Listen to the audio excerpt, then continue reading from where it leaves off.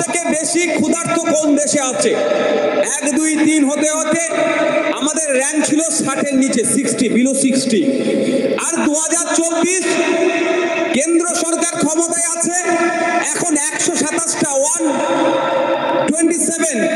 সারা পৃথিবীর 127টা দেশকে নিয়ে সমীক্ষা করে দেখা গেল 105-এ আমরা পৌঁছে গিয়েছি। মানে আমাদের দেশে ক্ষুধার্তের সংখ্যা বেড়ে যাচ্ছে, আমাদের দেশের মানুষ ভুকা অর্থাৎ খালি পেটে বেশি থাকছে, সংখ্যা বাড়ছে। এবার আপনি বলুন, কেন্দ্রের বিজেপি সরকার এসেছিল হিন্দুকে বাঁচাতে, আমি ভেবেছিলাম অন্তত কোনো একটা জাত অন্তত বাঁচুক, আমি না বাঁচতে পারলে আমার বিশ্বযুদ্ধ বাঁচুক, আমি ভেবেছিলাম। কিন্তু এখন কি দেখছি, হিন্দুদেরকে বাঁচাতে এসে সব থেকে বেশি হিন্দুর ক্ষতি করছে স্বাধীনতার পর থেকে এই বিজেপি সরকার।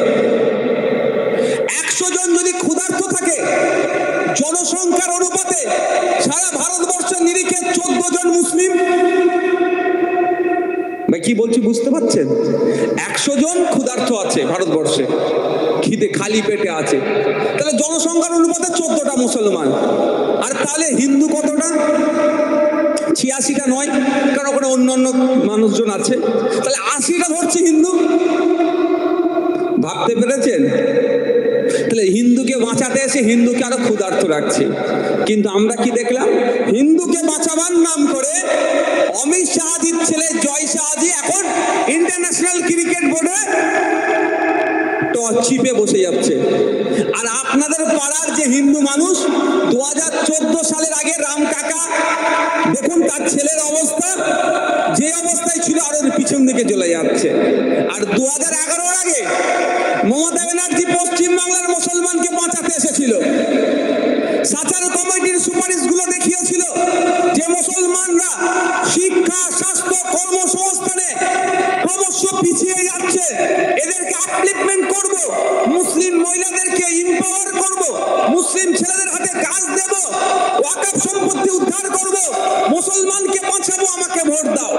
মুসলমানরা ভোট দিয়েছিল, এবার কে হয়তো বাঁচাবে আমাকে। আপনারা কি দেখলেন? এই পালিত পাড়া, তো এই রোহান্ডা অঞ্চলের মানুষজন যদি এখানে থাকে বলতে পারবো না, পালিত পাড়ার মানুষই বলুন।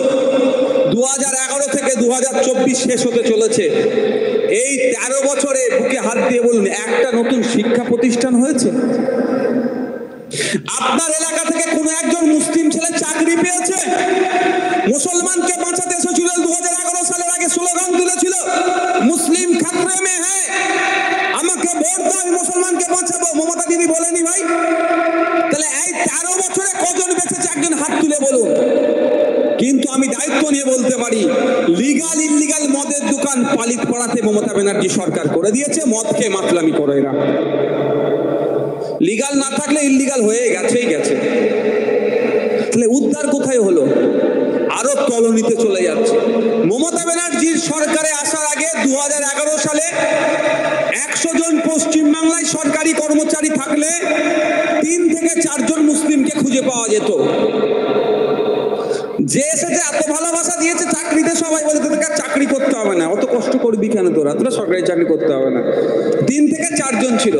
এই 13 বছরে এত ভালোবেসেছে, এত উদ্ধার করেছে আপনাদেরকে, এখন চাকরি 100 জন খুঁজলে 1 জন পাবেন না।